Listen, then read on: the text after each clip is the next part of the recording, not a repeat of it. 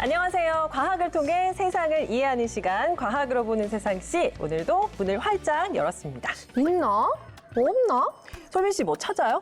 요즘 세계 각국에서 핵심 광물을 확보하기 위해서 혈안이거든요. 저도 걷는 걸음마다 혹시나 핵심 광물이 있지 않을까 해서 살펴보고 있었어요. 핵심 광물이요. 네, 핵심 광물이란 가격 수급 위기의 발생 가능성이 크고 이게 없으면 경제나 산업적으로 파급 효과가 커서 경제안보 차원에서 특별히 관리하고 있는 광물들을 뜻합니다. 아, 뭔지 알 것 같아요. 리튬, 니켈, 구리처럼 전자제품이나 첨단과학에 없어서는 안 될 광물이죠. 맞아요. 특히 우리나라에서는 10대 전력 핵심 광물을 선정해서 관리하고 있는데요. 그중에서도 밑줄 쫙! 별표 땡땡 그려줘야 하는 광물이 있습니다. 그건 바로 히토류죠? 정답!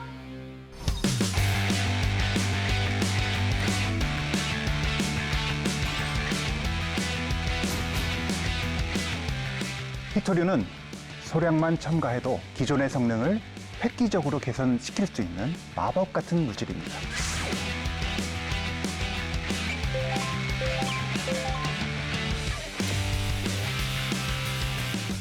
우리나라는 세계 수준의 지구물리 탐사선을 활용하여 태평양 속에 숨어있는 히토류를 탐사할 계획입니다.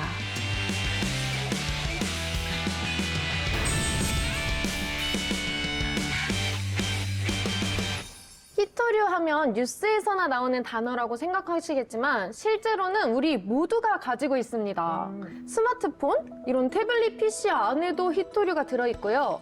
TV나 전기 자동차에도 히토류가 있다는 사실 알고 계셨나요? 그러니까요. 그래서 준비했습니다. 오늘 이 시간 전 세계가 주목하는 히토류에 대해서 알아볼까 하는데요. 함께해 주실 두 분부터 소개해 드리겠습니다. 안녕하세요. 안녕하세요. 한국생산기술연구원에서 희소금속, 그중에서 히토류를 연구하고 있는 김택수라고 합니다.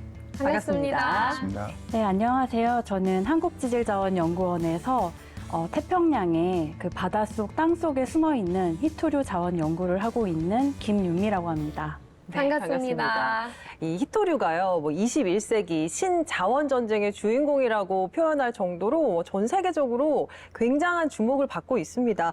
부원장님, 왜 이렇게 히토류 하는 건가요? 그런 이유는 세 가지 키워드로 좀 말씀드리면 용도, 특성, 그리고 그 희소 가치라고 말씀드릴 수 있습니다. 히토류는 우리나라 주력 산업인 화학산업, 자동차 산업, 또 디스플레이 산업 중에 많이 활용되고 있습니다.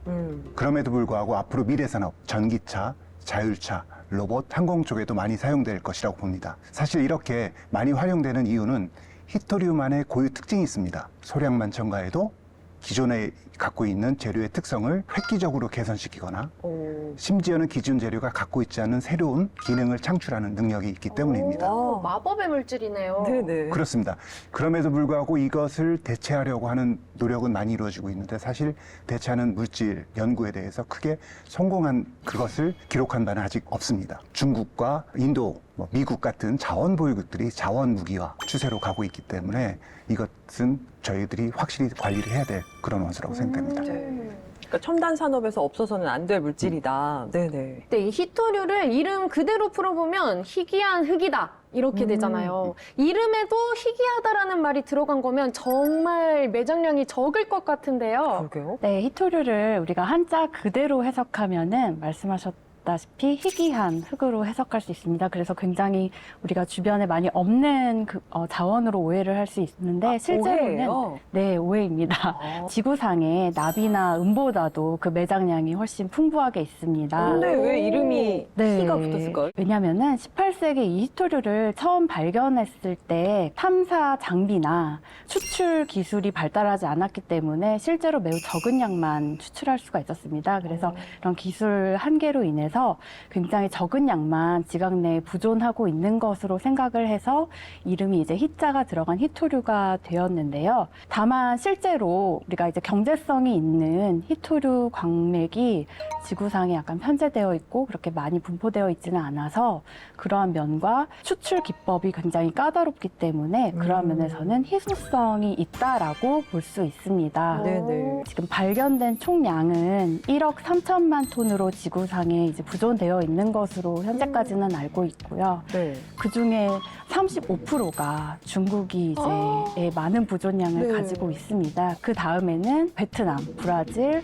러시아 순으로 보유하고 있기 때문에 다른 자원에 비해서도 많이 좀 편제된 자원이라 자원 무기화하는 측면에 있어서는 저희가 이제 자원 안보 측면에서 좀 대비해야 되는 면이 있습니다. 굉장히 편제되어 있네요. 근데 저는 히토류를 희소 금속이라고 생각했었는데 이것도 아닌 건가요? 아닌 것은 아니죠. 아닌 것은 그렇지만 아니다. 꼭 같다라고도 할 수 없습니다. 사실은 히토류는 우리가 고등학교 화학 시간에 배웠던 주기율표에 보면 17개의 원소로 등재되어 있습니다. 다시 말해서 과학적인 용어입니다. 17개 원소 모두 다요. 그렇지만 희소금속은 주기율표에 나와 있지 않습니다. 다시 말하면 경제적인 용어라고 얘기할 수 있습니다. 그 경제적인 용어에는 무엇이 작용하냐면 수요와 공급이 작용합니다. 아무리 적더라도 네네. 우리나라에서 쓰지 않으면 관리할 필요가 없겠죠. 아. 그런데 양이 무진장 많다고 하더라도 리튬 같은 거는 전 세계적으로 엄청 많거든요. 근데 수요가 더 많으면 우리나라는 희소금속으로 관리하죠. 그래서 네네. 희소금속은 나라별로 전부 다르게 상대적인 됩니다. 거네요. 그렇습니다. 네네. 그래서 희소금속은 경제용어, 히토류는 과학용어 이렇게 생각하시면 될 것 같습니다. 네. 그럼 우리나라의 경우에는 히토류는 없지만 쓰고 싶은 수요는 많으니까 희소금속으로 분류되는 건가요? 그렇습니다. 네, 이제 이해가 됐습니다. 중국이 월등하게 중국의 매장량이 많기는 하지만 그래도 또 베트남이나 브라질, 러시아에도 상당한 양이 매장돼 있다고 하셨잖아요. 그런데도 이 중국이 히토류 생산의 대부분을 차지하는 건 왜 그런 건가요? 일단 자원 매장량이 많습니다. 두 번째는 그것을 바탕으로 중국 정부가 집중적으로 투자를 했습니다. 지속적으로 기술 개발, 기업 창출 이런 것들을 했던 것이죠. 그래서 다른 나라들이 이걸 하고 싶어 합니다. 자원을 갖고 있는 나라 아까 베트남도 얘기하셨고 네. 그렇죠. 인도도 얘기하셨고 하셨잖아요. 러시아. 해야 되는데 뭐가 문제냐면 히토류 광산은 전부 오지에 있습니다. 광산을 개발하는 것보다 거기까지 가는 도로를 닦는 데 돈이 더 많이 들고 거기서 뭔가 추출하고 재련하려면 기계를 돌리려면 전기를 시설을 해야 되는데 네네. 그 시설비가 더 많이 들고 그런 인프라 투자 같은 것 때문에 부자가 아닌 나라, 가난한 나라에서는 접근하기가 되게 어렵겠죠. 사실 미국이 제일 먼저 개발했거든요. 그런데 히토류 생산할 때는 오염원이 무진장 많이 배출됩니다. 미국은 잘 사는 나라니까 환경론자들이 가만히 있겠습니까? 안 되죠. 그래서 닫게 됩니다. 그렇게 되니까 미국에서 생산하던 양들을 중국에서 다 떠맡게 되죠. 네. 그래서 한때는 전 세계 생산량의 97%를 갖게 된 그런 것이죠. 환경적인 부분도 있었네요. 그렇네요. 그렇습니다. 그럼 여기서 드는 궁금증. 우리나라에는 히토류 매장량이 없나요? 있습니다. 2010년 초반에 저희 한국재질자원연구원에서 충주와 그다음에 강원도 홍천에서 히토류 광맥을 발견하였습니다. 이게 실제 그런 채굴까지 상업적으로 되기 위해서는 저희가 경제성과 그다음에 환경 오염 문제를 극복을 해야 합니다. 이제 경제성 면으로 보면은 모든 히토류 원소가 다 가격이 같지 않고 수요가 높은 원소들이 있습니다. 그 원소에 있어서 이제 우리나라의 히토류 광산이 어떤 부가가치가 높지 않았고 그런 품위 면에서 좀 떨어지는 부분이 있었고요. 네. 그리고 히토류를 개발을 할 때 사실 가장 큰 문제가 방사성 폐기물이나 오염수 같은 환경 문제가 좀 심각하게 발생을 합니다. 예민한 그래서 부분이죠. 네. 그런 면에 있어서 그 지역의 어떤 경제성과 그다음 환경 문제에 대한 고려를 하지 않고서는 채굴이 어렵기 때문에 이런 그 앞으로의 이런 상업적 채굴에 있어서는 저희가 좀 지켜봐야 할 것 같습니다. 그러면 그런 상황이라면 우리나라는 히토류를 어떻게 수급하고 있나요? 전량 대부분? 수입하고 있다라고 네네. 말씀드릴 수 있겠습니다. 산업 구조를 보면 중국이 자원을 수출하고 일본이 그걸 수입해서 소재를 만들고 네. 우리나라가 그 소재를 갖추고 부품 제품을 만들어서 팔면 아름다운 분업 구조가 만들어지는데 소재에서 부품까지 자원에서 소재까지 이런 데서 부가가치가 나오기 때문에 중국과 일본이 그것을 깨기 시작한 거고 비근한 예로 반도체 관련해서 일본이 얼마 전에 소재 수출 금지를 한 내용들이 다 이제 그런 것들입니다. 그래서 우리나라에서 많이 나지 않고 또 재활용 같은 것도 안 되기 때문에 대부분 수입한다고 이렇게 볼 수 있겠습니다. 네, 히토류 확보를 위한 세계 각국의 치열한 노력, 지금 이 순간에도 계속되고 있는데요. 국가 경제와 성장을 위한 자원 확보 전쟁, 비단 어제 오늘 이야기가 아니라고 하네요. 세계는 지금 총성 없는 자원 전쟁 중. 자원을 둘러싼 국가 간의 분쟁은 지금 이 순간에도 지구촌 곳곳에서 벌어지고 있습니다. 일본의 서남쪽, 중국 동쪽에 위치한 센카쿠 열도. 2010년 9월 일본의 순시선은 센카쿠 열도에서 조업을 하던 중국 어선을 납포한 뒤 선장을 체포했습니다. 이에 중국 정부가 격렬히 항의하며 센카쿠 열도 분쟁이 시작됐는데요. 일본과 중국 정부의 팽팽했던 갈등. 하지만 의외로 빠르고 싱겁게 끝이 났습니다. 무슨 일이 있었던 걸까요? 바로 중국이 히토류 카드를 꺼내든 것이죠. 중국이 일본의 히토류 수출을 중단하겠다고 나선 겁니다. 2010년 당시 중국의 히토류 생산량은 전 세계 생산량의 97%, 히토류 없이는 산업계가 마비될 수밖에 없는 일본은 결국 백기를 들었습니다. 첨단 산업에 없어서는 안 될 주요 자원인 히토류가 중국의 강력한 무기가 됐던 것이죠. 1970년대 석유를 무기화한 사건도 있었습니다. 바로 석유 파동인데요. 20세기 산업의 심장 석유. 베네수엘라, 이라크, 사우디아라비아, 이란, 쿠웨이트 5개 산유국이 석유 수출국 기구 오펙을 결성했습니다. 1973년 오펙 회원국들이 석유 금수 조치를 선언하면서 석유 파동이 시작됐죠. 중동 전쟁 동안 이스라엘을 지원한 국가들을 대상으로 석유 수출을 제한한 건데요.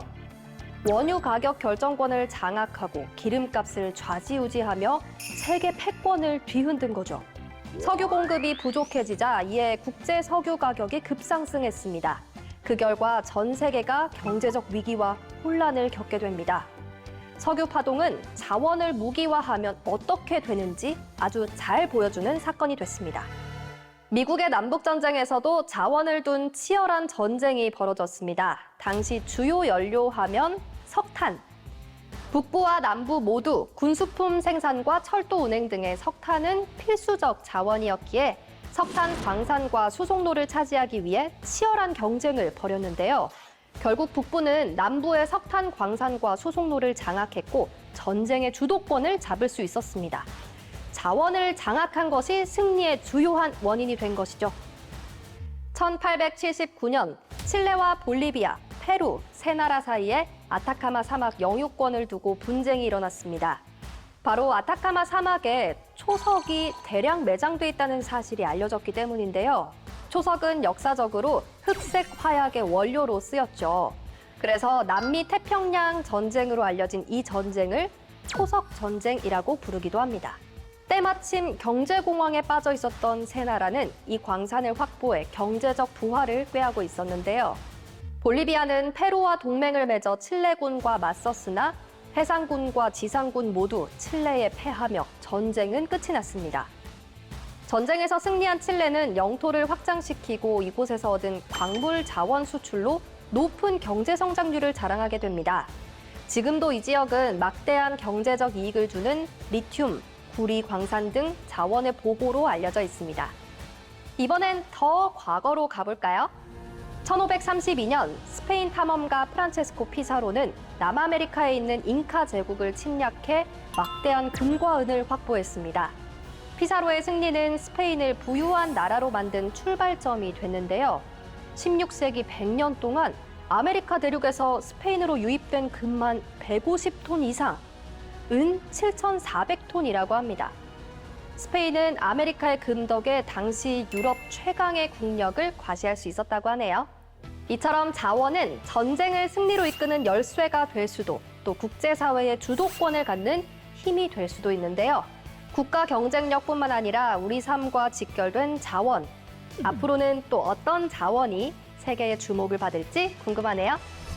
자원을 가지느냐, 뺏기느냐에 따라서 전쟁의 승패, 그리고 나라의 흥망성쇠가 결정된다니 정말 놀랍습니다. 그러니까요. 자원 확보 전쟁은 뭐 인류가 탄생한 이래 계속돼 온 것 같습니다. 자, 그런데요. 이제 히토류가 정말 전 세계적으로 핫하지만 자세히 알고 계신 분들은 별로 없을 것 같거든요.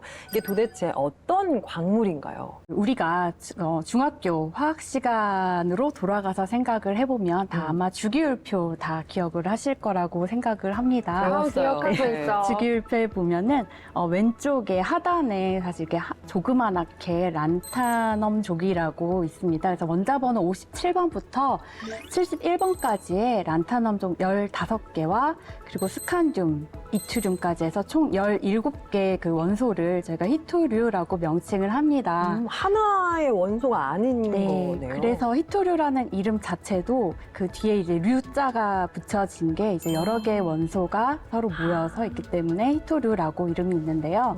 원자 번호가 이제 쭉 나열되어서 있기 때문에 원자 번호가 작은 앞쪽 부분을 이제 가벼운 경히토류라고 이제 부르고 뒤쪽에 이제 원자 번호가 큰 것들을 이제 무거운 중히토류라고 분리해서 부르고 있습니다. 각각 붙어 있고 성질도 비슷하기 때문에 이제 추출법이 어려워서 발견 당시만 해도 굉장히 많이 없는 줄 아는 원소여서 이제 그 앞에 히자가 붙은 네, 네. 거고 하지만 20세기에 이르러서 추출 기술의 발달이 이루어지면서 사실 이 명칭은 조금 수정되어야 될 수도 있다고 생각을 합니다. 그럼 이 17종의 원소들이 히토류라고 통칭이 된 거잖아요. 그러면 어느 정도 공통점을 가지고 있을 것 같아요? 결론적으로 히토류는 원자과 전자, 즉 우리 예전에 고등학교 때 배우면 핵 주위에 전자들이 궤도를 막 돌고 네네네. 있는 거 있지 않습니까? 그거 배웠는데 체외각에 전자가 몇 개 있느냐에 따라서 특성이 달라지는데요. 보통 원자 번호가 하나씩 증가할 때마다 플러스 1, 플러스 2, 플러스 3가 하는데 요 17개는 원자 번호가 증가해도 전부 플러스 3가, 체외각 전자가 3개라는 특징을 갖고 있습니다. 그렇다 보니 전부 비슷비슷하겠죠. 두 번째는 좀 어려운 건데 란타넘 수축이라는 게 있습니다. 무슨 얘기냐면요. 주기율표에서 아까 세로축이 있고 괄호축이 있지 않습니까? 가로축으로 갈수록 원자 반경이 줄어들어요. 왜냐하면 전자들과 원자들이 강력하게 작용을 끌어들이기 때문에 줄어들어요. 근데 히토류는 더 많이 줄어듭니다. 그래서 란타늄족이라고 하는 것처럼 란타넘 수축이라고 합니다. 그 수축을 하는 이유는 전자 궤도가 1층에 들어가고 2층에 들어가고 4층에 들어가는 체외각 전자가 보통 6층에서 만들어지는데 얘는 전자가 많아질수록 4층에 들어가기 시작합니다. 다른 원소들은 4층에 안 들어가는데 4층부터 채우기 시작합니다. 그러니까 4층에 걔네들이 들어가서 핵과 반응을 많이 하면서 수축이 많이 되는 거죠. 그래서 결론적으로 말씀드리면 전부 플러스 3가다. 그리고 전부는 아니지만 대부분 4F 궤도, 4층에 전자들이 들어가기 시작한다. 여기서부터 얘네들의 공통점과 특성이 나오기 시작합니다. 그럼으로써 전체적으로 자기적 성질, 화학적 성질, 물리적 성질이 비슷한데요. 따로 또 가치라고 또 자기들끼리도 다릅니다. 그래서 A라는 원소는 자석에 쓰이는데 B라는 원소는 자성 특성이 없고 광학 특성에 쓰이고 어떤 거는 촉매로만 쓰이고 이렇게 다양합니다. 그래서 소량이지만 조금씩 들어가도 그 특성을 발휘하기 때문에 히토류가 매력적인 원소가 아닐까 그런 생각이 듭니다. 네. 저는 이 주기율표를 볼 때마다 매번 달력 같다고 느끼거든요. 달력? 우리가 달력을 보면은 월화수목금토일 이게 쭉 대충 4주 정도 있죠. 근데 저희가 생각해 보면 요일별로 세로줄별로 특성이 있어요. 월요일엔 우울하죠. 금요일은 한없이 신나죠.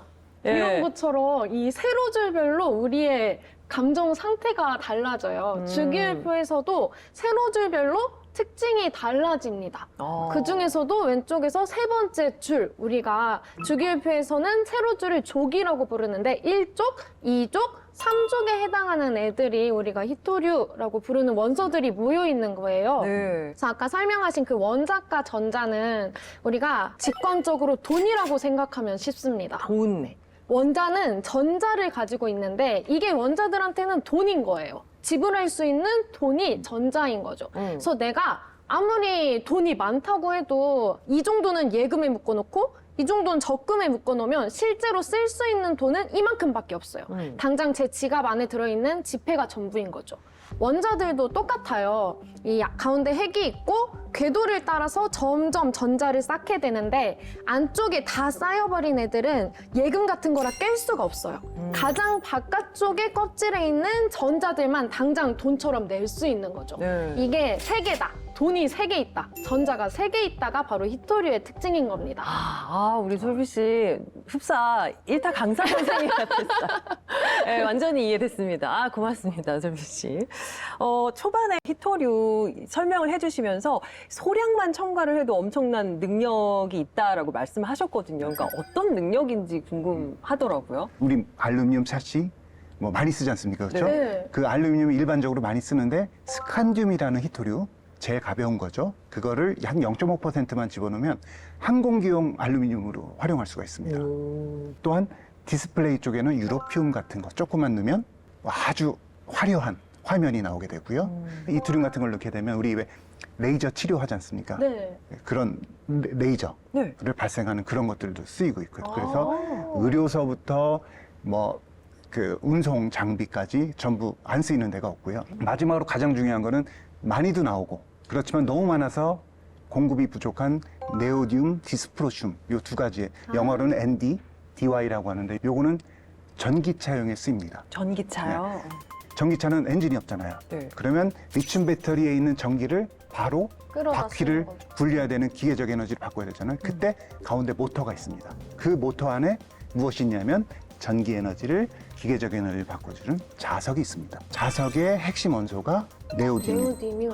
히토리입니다. 리튬 배터리에 아무리 전기를 많이 저장해도 변환 효율이 낮으면 안 등급이 좋죠. 낮겠죠. 네. 예전에 냉장고 세탁기 보시면 3등급, 4등급 많았잖아요. 근데 네. 지금은 다 1등급이죠.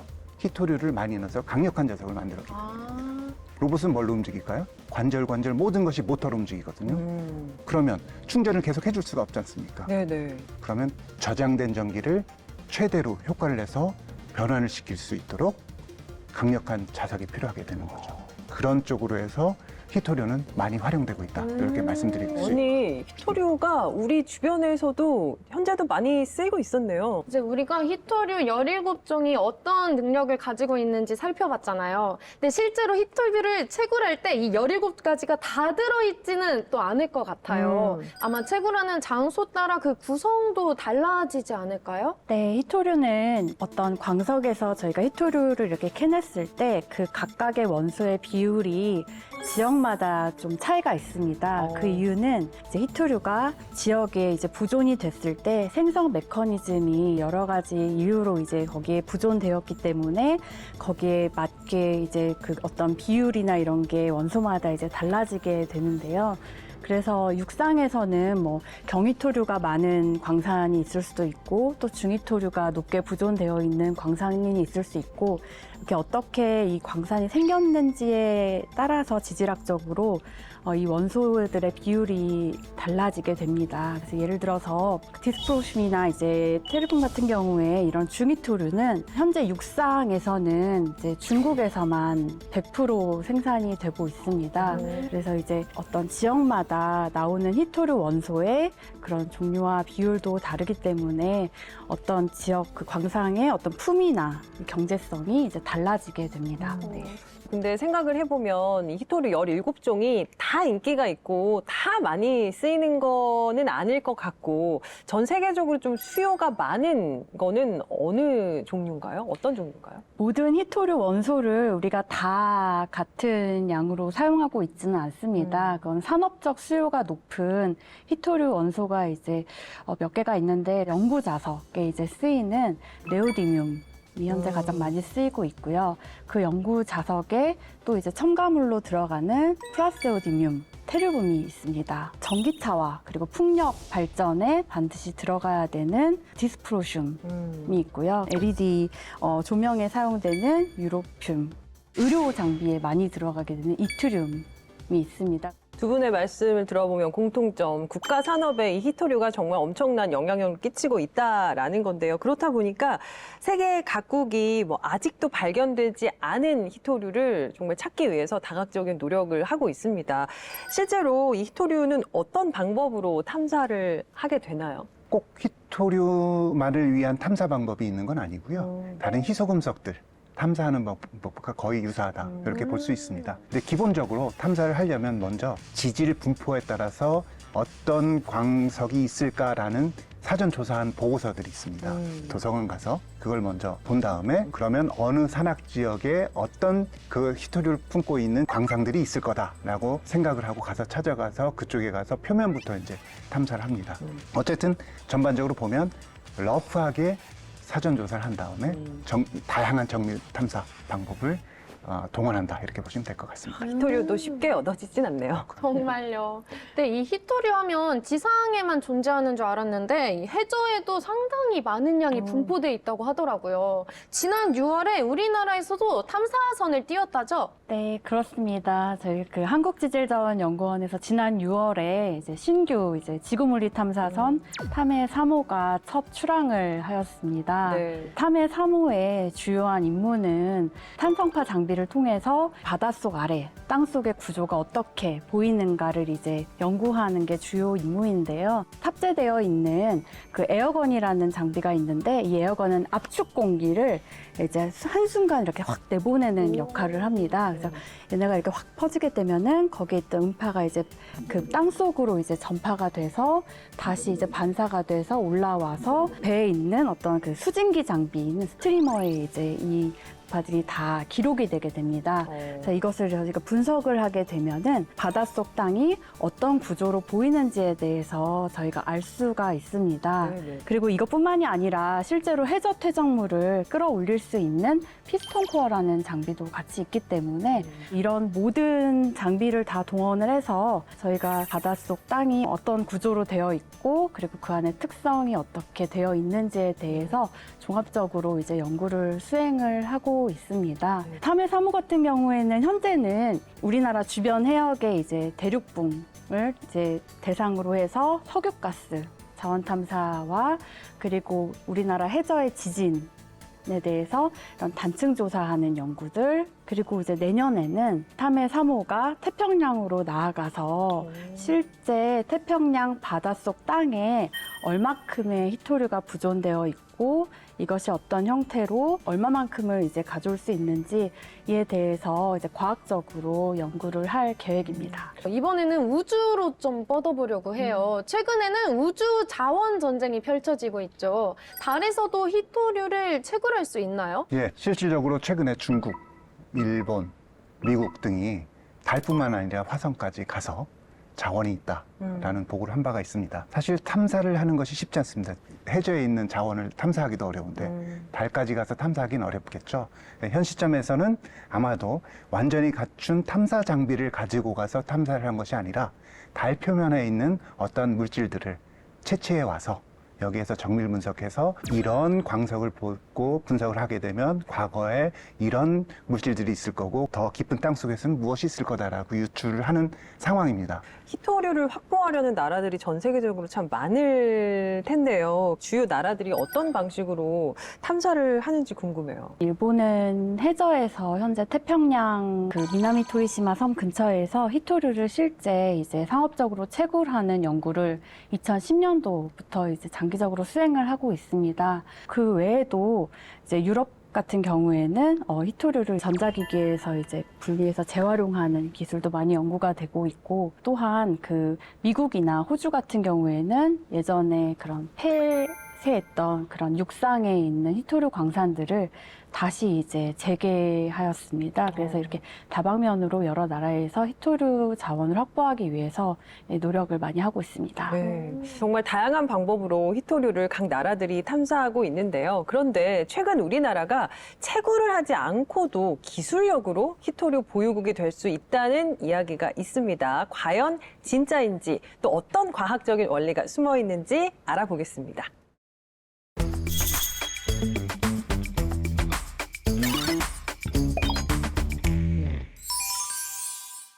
먼저 히토류 하면 떠오르는 몇 가지 국제적인 이슈들을 기억하실 겁니다.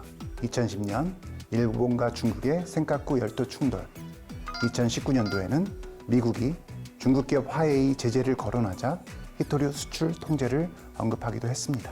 또 최근에는 미국의 바이든 대통령이 4대 핵심 분야의 안정적인 공급망 확보를 위해 배터리, 반도체, 바이오와 함께 히토류를 언급한 바 있습니다. 이와 같이 국제적인 이슈들 중심에 항상 히토류가 있는 이유는 무엇일까요? 다시 말해 지속적인 히토류 전쟁의 예고가 아닐까요?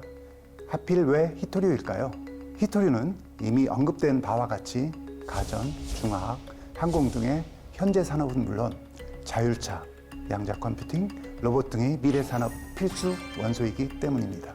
하지만 중요성이 더욱 부각되는 것은 히토류가 지구 온난화를 극복할 수 있는 가장 핵심적인 광물 중에 하나이기 때문이죠. 즉, 탄소 중립을 이루기 위해서 필요한 그린 에너지원인 풍력 발전기를 제조하기 위해서는 히토 자석이 가득한 모터를 설치해야 합니다.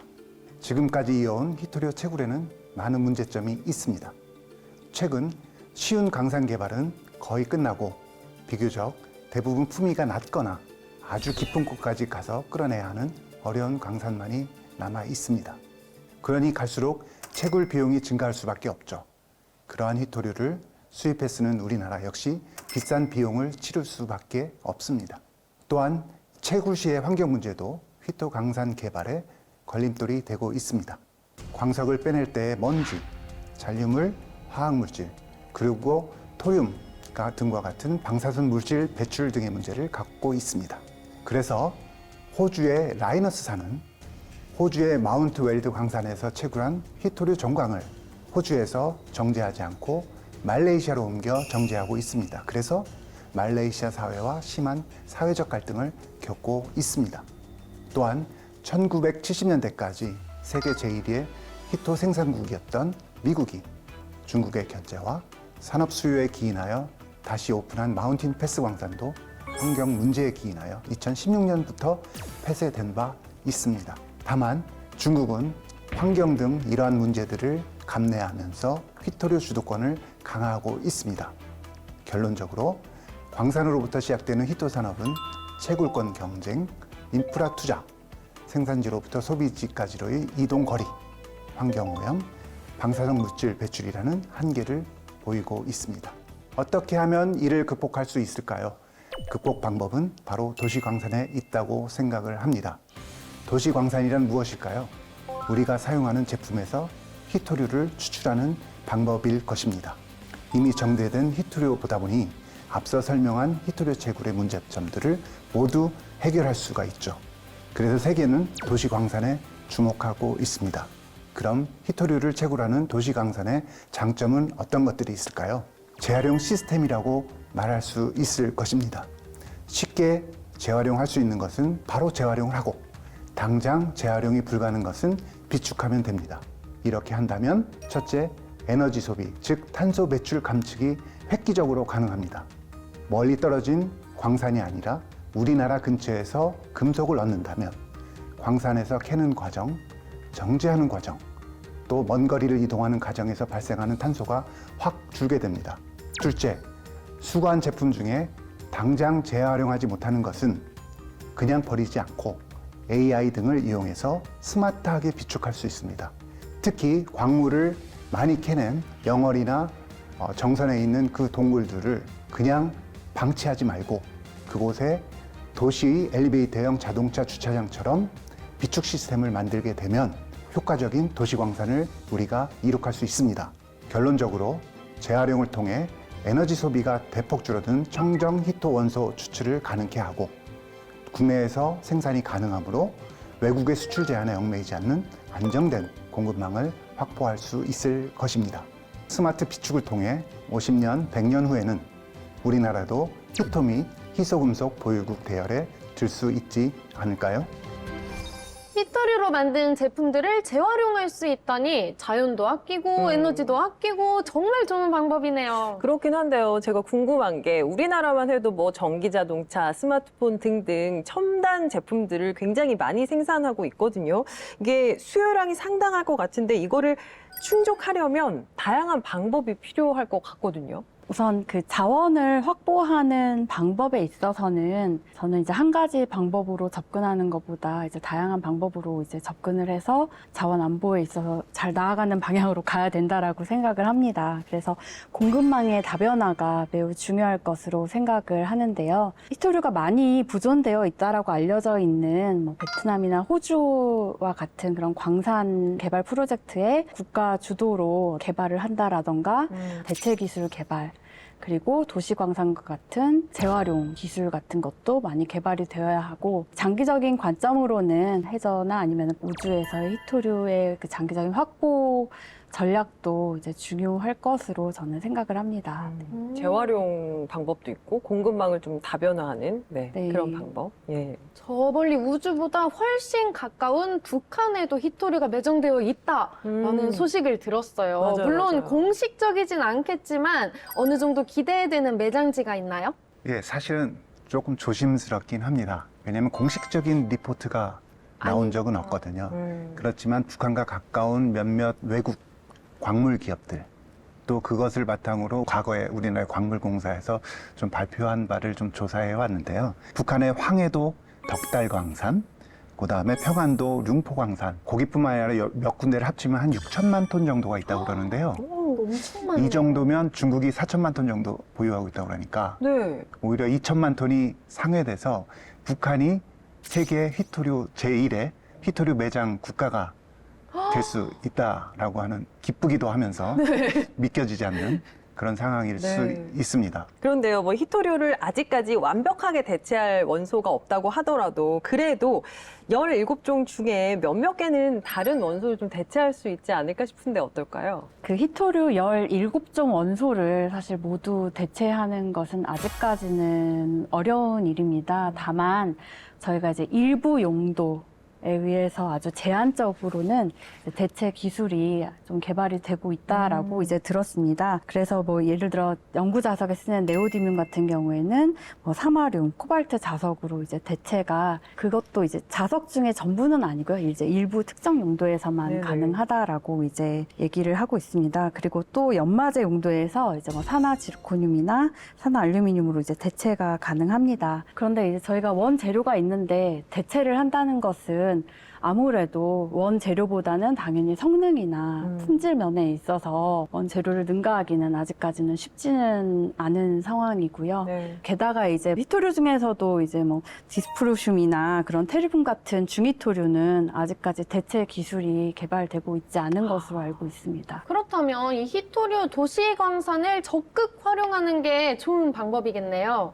그럼 어떻게 이 제품들에서 히토류를 회수할 수 있는 건가요? 재활용이라 하면 우리가 가정에서 폐기물을 분리수거하는 것과 똑같다고 봅니다. 일단 우리가 다 사용하고 난 다음에 발생되는 폐기물을 재활용하는 거 하나. 네. 또 하나는 공장에서 히토류를 가공하다가 불량품들이 나올 거 아닙니까? 일반적으로 생산 공정 중에서 불량품이 나오는 율이 한 30% 정도 됩니다. 근데 히토류가 들어간 제품들은 좀 고가고 재활용 기술이 많이 발달되지 않았기 때문에 대부분 폐기하는데요. 최근에는 이것들을 다시 재활용해서 생산 공정에 투입하는 그런 작업을 하고 있고요. 그 다음에 이제 최종 제품인데요. 최종 제품은 사실은 히토류 원소가 어느 제품에 들어있는지 잘 모르시잖아요. 그렇죠. 소비자들이 사실 알아야지 그걸 분리수거할 텐데, 그렇죠? 그러게요. 네. 그래서 최근에는 히토류가 어느 제품에 들어있는지 그것들을 표기하고 홍보하는 작업들을 많이 하고 있고요. 네네. 그래서 결국은 우리나라는 최종 제품을 잘 만드니까 그런 것들을 수거해서 우리가 잘 재활용을 한다면 보다 효과적이지 않을까. 그래서 그 세 가지 방법이 있다. 이렇게 말씀드릴 수 있겠습니다. 네, 과학으로 보는 세상시 오늘은 히토류에 대한 다양한 이야기 나누고 있는데요. 이제 앞으로의 전망에 대해서도 알아볼까 합니다. 지금도 보이지 않는 전쟁으로 표현이 되고 있는데 앞으로는 어떨 것 같으세요? 지금 저희 주변만 해도 이미 산업 구조가 많이 변화하고 있고 주변에 이제 풍력 발전이라든지 전기차가 주변에 이제 많이 보이기 시작했잖아요. 이처럼 이제 앞으로의 어떤 산업 구조의 변화나 그런 에너지 전환 같은 경우에는 이런 히토류를 비롯한 핵심 광물에 대한 수요가 이제 크게 증가할 것으로 생각이 됩니다. 그렇기 네. 때문에 이제 미국이나 일본 같은 경우에도 이제 여러 방법을 통해서 이게 이제 자기네 나라의 어떤 산업 구조에 필요한 광물 자원을 확보하기 위해서 국가 주도로 이제 노력하고 있는 상황이고 중국의 이런 히토류에 대한 자원 무기화 정책도 점점 강화되고 있는 추세라서 네, 우리나라도 좀 네, 다방면의 대책을 같이 이제 준비해야 될 것으로 생각을 합니다. 우리나라도 더 분발해야겠네요. 네. 이 히토류 확보에 대한 경쟁은 점점 더 심해질 것으로 보이네요. 그럼 이 갈등이 더 심해지기 전에 국제적인 질서가 잡히는 게 필요하겠네요. 네, 맞습니다. 국제표준기구 ISO에서 각 세션마다 테크니컬 커미티를 운영합니다. 그 안에는 여러 개의 워킹 그룹이 있습니다. 예를 들면 제일 먼저 된 워킹 그룹 1, 2에는 각각 정의, 그다음에 리사이클링, 그다음에 뭐 워킹 그룹 3에는 트레이서빌리티, 그다음에 테스팅, 뭐 그다음에 지속 가능성, 패키징 이런 것들이 다양하게 있는데요. 우리나라는 어떤 것을 하느냐? 우리나라는 제일 처음부터 들어가서 리사이클링 쪽을 주도하고 있습니다. 그래서 각 워킹 그룹마다 주도하는 나라가 있는데 우리나라는 리사이클링에 들어가 있어서 우리나라 자원은 앞으로 리사이클링 통해서 개발하겠다 선언을 한 바 있고요. 네. 우리나라 주도로 국제 표준을 3건을 이미 발간을 했었죠. 그래서 전 세계 사람들이 우리가 발간한 그 국제 표준에 맞춰서 리사이클링을 하나씩 절차하고 있다. 이렇게 보시면 될 것 같습니다. 예, 지금 리사이클링 얘기해 주셨지만 앞으로 우리나라가 이제 또 안정적으로 희토류를 확보하기 위해서 해결해야 될 과제라면 어떤 걸 꼽을 수 있을까요? 아직까지는 희토류를 이렇게 전부 다 대체할 만한 그런 기술 개발은 이루어져 있지 않기 때문에 이 희토류에 대해서 확보하는 그런 다방면의 전략이 필요하다라고 생각을 합니다. 공급망의 다변화를 위해서 희토류가 높게 보존되어 있는 그런 베트남이나 호주나 이런 그 미국 등 그 다양한 국가들과의 어떤 협력 방안을 통해서 네. 이 자원 확보가 중요하다라고 생각을 하고 그리고 같이 이런 해외 희토류 광산을 개발하는 데 있어서도 많은 참여가 이루어져야 되지 않을까 하고 생각을 합니다. 네, 협력해서 개발하면 조금 그래도 더 수월하지 않을까라는 생각도 들고요. 네. 예. 그리고 말씀하셨듯이 저희가 이제 어떤 재활용 기술, 그러니까 기존의 어떤 전자기기에서 다시 활용할 수 있는 그런 기술 개발, 그리고 이제 대체할 수 있는 기술 개발도 굉장히 중요한 부분으로 생각이 되고요. 해저 쪽의 자원에 대해서도 장기적인 관점으로 접근을 해서 광물 자원에 대한 정보를 확보하고 준비를 하는 것이 저는 장기적인 관점에서의 광물 자원 확보 방안이라고 생각을 합니다. 그렇다면 우리나라의 희토류 산업이 앞으로는 어떻게 발전해 나갈 것 같으신가요? 예, 상당히 어려운 질문이시긴 한데요.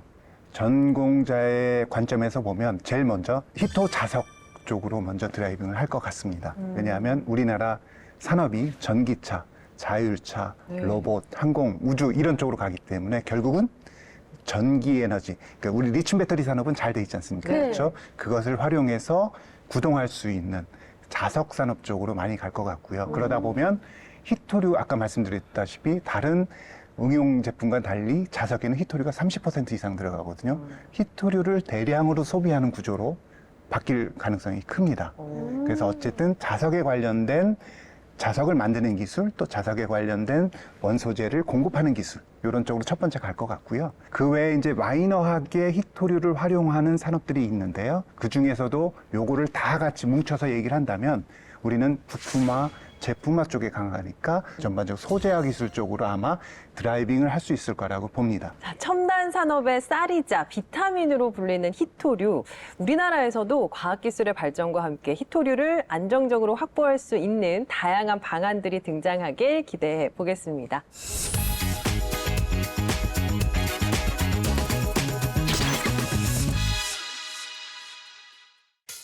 최신 과학 이슈는 여기로 주목. 핫 뜨거 핫 스마트한 과학이 쓰다. 과학통신원 강솔빈입니다. 과학계 이슈 함께 살펴볼까요? 첫 번째 소식입니다. 이제는 곤충 사육도 스마트팜 시대라고 합니다. 최근 대체식품 등으로 주목받는 곤충 산업. 그중 귀뚜라미는 식용은 물론 사료로도 활용이 가능해 고부가 가치 곤충으로 손꼽히고 있습니다. 하지만 바이러스가 퍼지면 귀뚜라미 대량 폐사로 가격이 급등하기도 하는데요. 이러한 문제를 막기 위해 한국농업기술진흥원에서 수직형 다단식 곤충 스마트팜을 개발했습니다. 사육대 칸마다 컨트롤러를 부착해 온도, 습도 등을 실시간으로 파악! 귀뚜라미가 생장할 수 있는 최적의 조건을 조성해줍니다. 이렇게 스마트팜으로 귀뚜라미를 사육할 경우 기존 사육 환경보다 폐사율이 10에서 20%나 감소했답니다. 태블릿 PC로 간단하게 관리가 가능해 더욱 각광을 받는데요. 더 간편하게, 더 안전하게, 그리고 더 스마트하게 진화한 곤충 사육. 이것이야말로 혁신이 아닐까요? 두 번째 소식입니다. 각각 다른 사람의 얼굴과 신체를 AI로 불법 합성해 유포하는 딥페이크 성범죄가 최근 사회 문제로 떠올랐는데요. 이에 맞서는 AI 기술도 개발에 들어갔습니다. 한 해 100여 건 발생하던 딥페이크 성범죄가 올해는 1월부터 7월 사이 상반기에만 이미 300건 가까이 신고가 접수됐습니다. 이제는 누구나 딥페이크 성범죄의 피해자가 될 수 있다는 공포가 커지는데요. 이에 카이스트와 IT 기업들이 딥페이크 성범죄 대응 기술 개발에 나섰습니다. AI 기술이 악용되는 것을 방지하는 생성형 AI 역기능 억제 플랫폼과 생성형 AI 역기능 탐지 대응 기술을 개발하는 것인데요. 딥페이크 범죄 예방을 위해 AI 기술을 역으로 활용한다는 계획입니다. 이와 함께 경찰도 내년 3월까지 딥페이크 성범죄 특별 단속에 나선다고 밝혔습니다. 점점 더 고도화하는 AI 기술과 함께 교묘히 진화하는 딥페이크 기술. 이제 멈춰! 오늘 제가 준비한 소식은 여기까지입니다. 다음 시간에도 놓치기 아쉬운 과학계 소식 쏙쏙 모아서 가져올게요. 과학 모두 이스다. 네, 과학으로 보는 세상시 오늘은 히토류란 무엇인지 또 히토류를 확보하기 위해서 어떤 노력이 펼쳐지고 있는지 알아봤습니다. 하나, 둘, 셋, 넷. 솔비 씨, 스마트폰이 왜 이렇게 많아요? 제가 예전에 썼던 스마트폰들인데요. 버리기 아까워서 모아놨거든요. 이제는 히토류 재활용을 위해서 보내주려고요. 올바르게 재활용만 해도 히토류 확보에 정말 큰 힘이 될 수 있겠죠? 네, 좋은 생각입니다. 저도 한번 실천해보도록 노력해볼게요. 자, 두 분 오늘 많은 이야기 나눠주셨는데요. 어떠셨어요? 예, 히토류라 하면 우리 같이 연구를 하는 사람도 상당히 어려운 학문이고 연구 분야입니다. 그렇지만 이렇게 스튜디오에 나와서 같이 얘기하면서 히토류가 참 쉬운 분야구나라는 것을 느꼈습니다. 아주 좋은 것을 느끼고 갑니다. 네. 자, 연구원님 어떠셨어요? 네, 저는 오늘 제가 연구하고 있는 이 히토류에 대해서 이렇게 소개할 수 있는 기회를 갖게 돼서 너무 기뻤고요.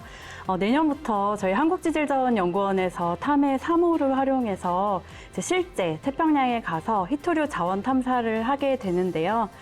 열심히 해서 앞으로 우리나라의 자원 확보에 힘쓸 수 있도록 노력하겠습니다. 네, 두 분 감사합니다. 앞으로의 연구 저희가 응원하겠습니다. 응원하겠습니다. 고맙습니다. 네, 과학으로 보는 세상시 저희는 다음 시간에 더 유익한 이야기 들고 찾아오겠습니다. 과학이 보인다. 과학이 즐거워진다. 스치기만 해도 당신은 과학 전문가. 과학으로 보는 세상. 씨.